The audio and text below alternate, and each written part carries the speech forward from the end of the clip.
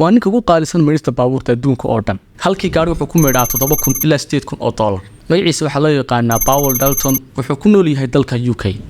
saaxiib yaal intaan barnaamijkan bilaabay waxaan iska codsanaa dad YouTube channel ama Facebook aan nagala socotid labada kii doonaba ahaadee inaad nagu soo biirtid noona share garsid muuqaalkan sidoo kale lag noo siisid ninkan sidaan hore ku sheegay waa ninka ugu qaalisan marista baabuurta adduunka oo dhan marka la sugeeyay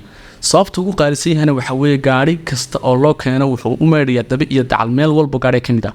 every part meel kasta gaari kamid oo meedhaya isagoo gaariga ka dhigaya markuu soo baxay ama ku soo baxay shirkadda si ka qurux badan ama si ka iftiin badan oo ka dhanaal badan waxaad ku aragteenba meelaha ma taqaanaa leebaajoyinka baabuurta lagu meedhayo in gaari kasta soo galaba biyaha si isku mid ah loogu qabanayo ninkan taa uu kaga duwan yahay taanikan wuxuu kaga duwan yahay gaari kasta ama kalarkiisu ku duwan yahay cadaan noqdo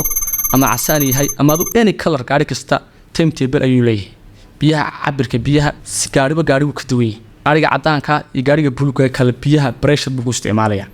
waana sababta keentay in qiimihiisu qaali noqdo aad iyo aadna mataqaan dadku ugu soo jabaan markuu biyaha iyo wax dhan u dhameeyo wuxuu ku sameynayaa compound polish ama waxa loo yaqaan balashka baabuurta la mariyo markuu gaariga u dhameeyo dhammaan waxyaalaha uu gacanta ku marinayo dhan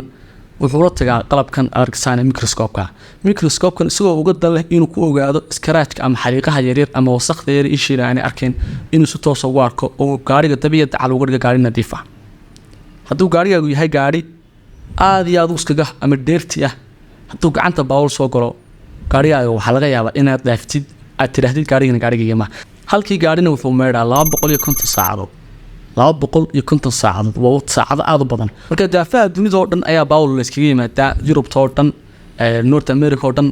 baabuurta waa loogu keenaa dalkiisa joogo UK marka saaxiib yalinkan wuxuu tusayaa in wax kasta oo xirfada ah inaad ma taqaan adigu yeeli kartid micnaha soo noqon kariya dadka inaad ka dhaadhicin karisid waxa mid haddii laakiin aad ka soo qabatid aad iska meedhid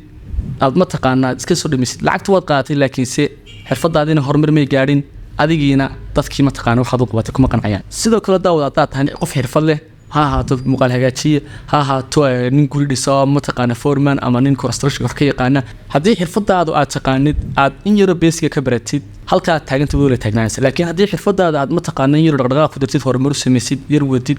marba wixii cusub caalamka soconaya la shanqaadi la socotid wax yar adiga ku gaaranaa sameeysid waxaad noqonaysaa qof dad kale ka duwan waxa dadka kale ka duwanaanaysa waxa noqon doonta wax leeyahay doonted dadkuna way arki doonaan wayna kugu soo jeedi doonaan sida ninkan oo kale marka ninkan baawur gaariga meedhiya si hore idinku sheegay 250 saacadood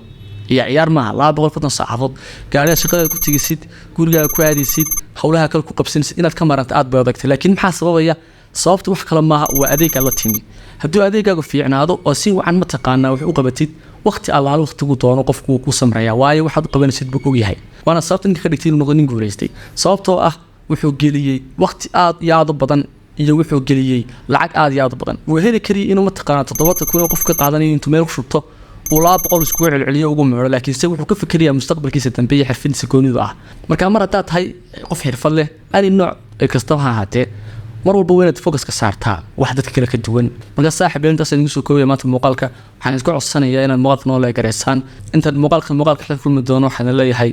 nabadgelyo